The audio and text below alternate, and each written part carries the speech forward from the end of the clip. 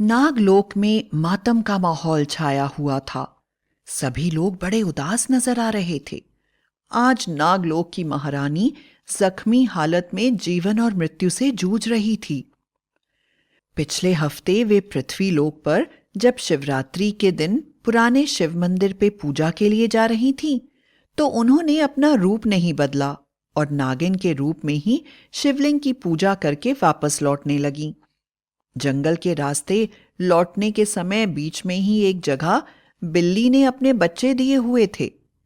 जब बिल्ली ने नागिन को बच्चों के पास आते देखा, तो समझी कि नागिन उसके बच्चों को नुकसान पहुंचाना चाहती है और उसने नागिन पर भयंकर हमला कर दिया।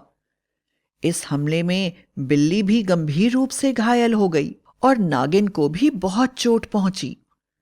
नागलोक की महारानी के साथ उनके कई सेवक भी थे जो महारानी को लेकर नागलोक आ गए, किंतु नागिन के विष से बिल्ली की मृत्यु हो गई और अब नागलोक में महारानी भी जीवन मृत्यु से जूझ रही थी कि अचानक जोर जोर से रोने की आवाजें आने लगीं और पता चला कि महारानी ने भी प्राण त्याग दिए हैं।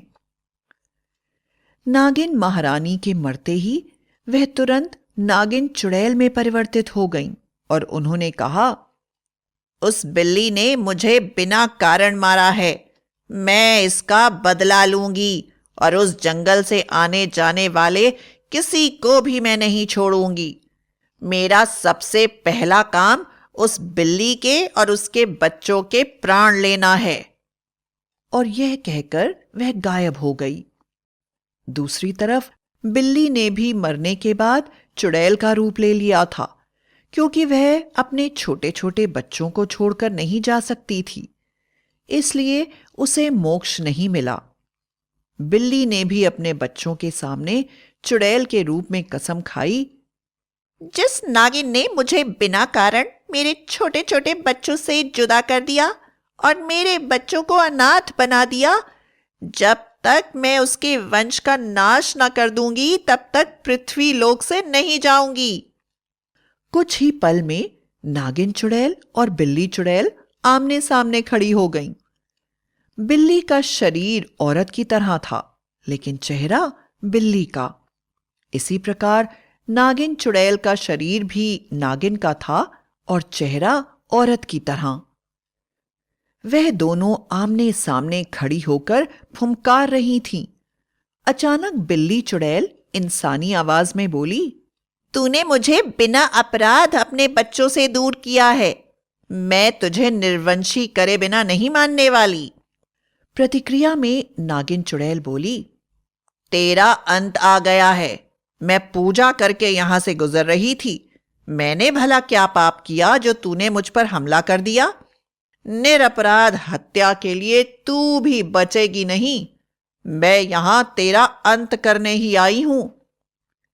और इससे पहले कि वे दोनों एक दूसरे पर खौफनाक हमला करती, वहां एक तांत्रिक आ गया और जब उसने बिल्ली और नागिन चुड़ैल को इस खौफनाक रूप में देखा, तो उसने इससे फायदा उठाने की सोची और दोनों को सम्मोहित कर लिया। तांत्रिक ने सोचा, इन दोनों चुड़ैलों की मदद से मैं यहां के घमंडी राजा को सम्मोहित करके प्रदेश का राजा बन जाऊंगा। उसने मुझे तंत्र मंत्र के कारण देश निकाला दिया था ना। अब इन क्रोध से अंधी, बदले से बेहाल मूर्ख चुड़ैलों की मदद से राजा मारा जाएगा और मैं इन चुड़ैलों से जीवन भर अपनी सेवा करवाऊंगा। तांत्रिक चुड़ैलों को एक थैली में लेकर पहुंच गया और राजा से बोला, महाराज, आपने मुझे देश निकाला दे दिया, उसे मैंने स्वीकार कर लिया, पर मेरे पास 2 नायाब चीजें हैं और मैं आपको वह दिखाना चाहता हूं। उसके बाद मैं स्वयं इस देश से चला जाऊंगा।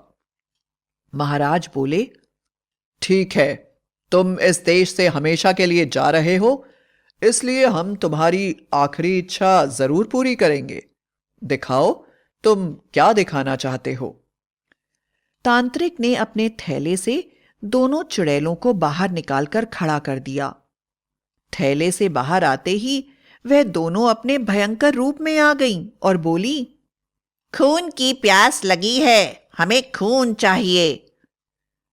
तांत्रिक ने राजा की तरफ इशारा करके कहा, वह रहा तुम्हारा शिकार, जाओ और अपना पेट भर लो और मैं तुम्हारा मालिक हूं, सीधे मेरे पास आ जाओ। सम्मोहित चुड़ैलें दौड़ती हुई राजा की तरफ चल दी, लेकिन राजपुरोहित राजा के पास ही बैठे थे। उन्होंने अपनी मंत्र शक्ति से उन चुड़ैलों को बीच में ही रोक दिया और बोले, धूर्त तांत्रिक, मुझे तेरी योजनाओं का पता है। मैं जानता हूं कि तू राजा को मारना चाहता है, लेकिन अब देख मेरी विद्या। अब मेरी विद्या से यह चुड़ैल तेरा काल बनेगी। और राजपुरोहित ने दोनों को तांत्रिक के सम्मोहन से मुक्त कर दिया और चुड़ैलों से बोले, तांत्रिक तुम्हें अपना गुलाम बनाना चाहता है, भाग कर जाओ, उसका शिकार कर लो। दोनों चुड़ैलें भागती हुई तांत्रिक की तरफ जाने लगी। तभी तांत्रिक के थैले से म्याऊ म्याऊ की आवाज आने लगी। दोनों चुड़ैलों का ध्यान भंग हो गया और उन्होंने देखा कि तांत्रिक ने बिल्ली चुड़ैल के बच्चों को अपने थैले में रखा हुआ था और नागलोक के बहुत से नाग भी उसके थैले में कैद थे। राजपुरोहित के मंत्रों से उनके अंदर की नकारात्मक सोच समाप्त हो गई। वह एक दूसरे से नफरत तो करती थीं, लेकिन वह अपने लोक के वासियों की मृत्यु का कारण नहीं बनना चाहती थीं। बिल्ली चुड़ैल ने अपने नाखूनों से तांत्रिक की गर्दन को दबोच लिया और नागिन चुड़ैल ने अपने शरीर से उसको पूरी तरह से बांध लिया। नागिन चुड़ैल तांत्रिक के शरीर को जोर जोर से दबाने लगी और बिल्ली चुड़ैल अपने नाखूनों से उसके शरीर के टुकड़े टुकड़े करने लगी। देखते ही देखते उन दोनों ने मिलकर तांत्रिक का सफाया कर दिया, लेकिन अब उनके मुंह में खून का स्वाद आ चुका था। वह राज दरबार के लोगों की तरफ अपनी खून की प्यास बुझाने के लिए दौड़ने लगी और उन्होंने एक कर्मचारी को पकड़कर फिर वही प्रक्रिया दोहराई। बिल्ली ने नाखूनों से उसका गला पकड़ लिया और नागिन चुड़ैल ने उसके शरीर को अपने शरीर से बांध लिया और आसानी से अपनी प्यास बुझा ली।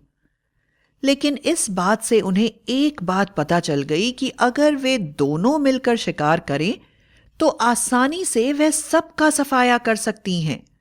और उन दोनों चुड़ैलों ने दुश्मनी का त्याग करके मिलकर मानव जाति का नाश करने की कसम खाई। बिल्ली चुड़ैल भूल चुकी थी कि उसके बच्चे अकेले हैं और नागिन चुड़ैल को भी अपने लोक के वासियों की याद नहीं आ रही थी।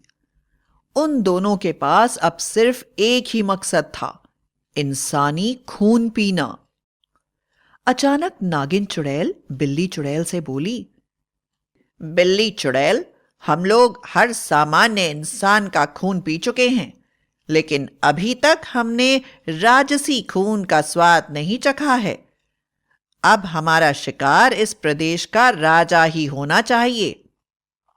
और वह तेजी से राजा की तरफ बढ़ने लगी।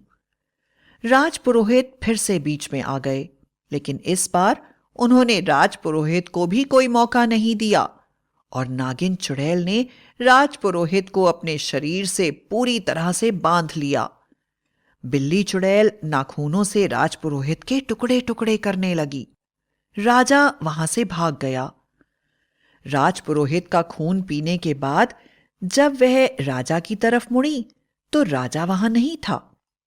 राजा सीधे पुराने शिव मंदिर में चला गया और वहां के पुजारी के सामने रो रो कर सारी बात बताने लगा।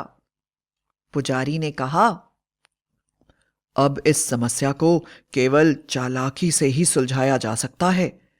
बिल्ली चुड़ैल के बच्चों को लाकर यहां रख दो और कई सारे नाग नागिन भी। जब वे दोनों चुड़ैलें यह देखेंगी कि बिल्ली की चुड़ैल के बच्चों पर नाग नागिन हमला कर रहे हैं तो उन दोनों की सोई हुई दुश्मनी फिर से जाग जाएगी और वह दोनों एक दूसरे से लड़कर एक दूसरे को मार डालेंगी। पुजारी की बात सुनकर राजा ने वैसा ही किया। कुछ ही देर में राजा को ढूंढते ढूंढते सूंघते हुए दोनों चुड़ैलें वहां पहुंच गईं। अचानक बिल्ली चुड़ैल की नजर अपने बच्चों पर पड़ी। वह जोर जोर से म्याऊं म्याऊं करके रो रहे थे। बिल्ली चुड़ैल का दिल बेचैन हो गया और उसे फिर से याद आ गया कि किस तरह नागिन के कारण उसे अपनी जान से हाथ धोना पड़ा था और उसके बच्चे अनाथ हो गए थे। वह नागिन चुड़ैल पर हमला करने लगी। यह देखकर दूसरे नागों ने बिल्ली के बच्चों पर हमला करना शुरू कर दिया। बिल्ली चुड़ैल ने नागों को अपने नाखूनों से पकड़ लिया। सभी नाग नागिन चुड़ैल से प्रार्थना करने लगे, महारानी, हमने क्या अपराध किया है? हमें बताइए, हमारी कोई गलती नहीं है। हम तो सिर्फ आपका साथ देने के लिए यहां पर आए थे, किंतु राजा ने हमें पकड़कर यहां पर डाल दिया। महारानी, हमारी रक्षा करिए।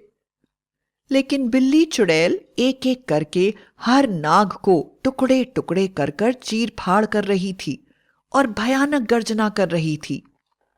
ऐसा लगता था कि वह आज किसी को जिंदा नहीं छोड़ेगी। आखिर नागिन चुड़ैल से जब नहीं रहा गया तो उसने अपने शरीर से बिल्ली को पूरी तरह से बांधना शुरू कर दिया और सीधा उसके सिर पर अपने विष से भरे दांतों को गड़ा दिया। नागिन चुड़ैल की भयानक फुंकारने की आवाजों से पूरा प्रदेश कांप रहा था। अचानक बिल्ली ने जोर से गर्जना करी और अपने दोनों हाथों के नाखूनों से नागिन चुड़ैल के शरीर के टुकड़े टुकड़े कर दिए, जिसके कारण नागिन चुड़ैल का अंत हो गया। बिल्ली चुड़ैल जोर जोर से हंसने लगी और बोली, हा हा हा हा हा हा हा, किसी को भी नहीं छोड़ूंगी, एक एक नाग को मरना होगा। लेकिन अचानक ही उसका शरीर नीला पड़ने लगा, क्योंकि नागिन चुड़ैल ने उसके मस्तक पर उसे गंभीर रूप से डस लिया था और अपना सारा जहर उसके शरीर में डाल दिया था। देखते ही देखते दोनों चुड़ैलों का अंत हो गया, लेकिन इससे उन्हें चुड़ैल योनि से मुक्ति मिल गई। बिल्ली के बच्चों को राजा ने पालन पोषण के लिए राजमहल में रख लिया और सभी नागों को वापस छोड़ दिया गया। इसके बाद वे दोनों चुड़ैलें कभी नजर नहीं आईं और सब लोग शांति से अपना जीवन बिताने लगे।